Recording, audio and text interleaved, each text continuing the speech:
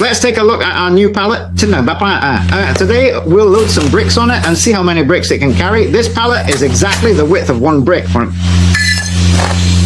Hey, the pallet is quite small. Let's mainly see how many bricks it can hold. 5, that's 5 bricks, 6 bricks, 7 bricks, 8 bricks, 9 bricks, okay?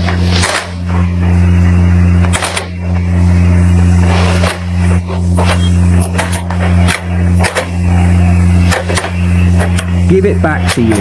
Okay, how many bricks are in this row?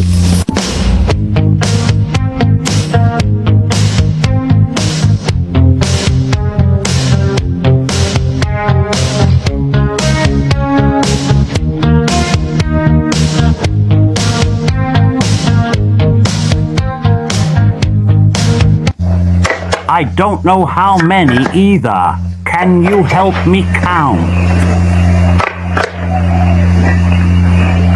All right, let's fill this layer and test it. Okay, let's see if it can be pulled. We'll check the front. Come on, start the engine.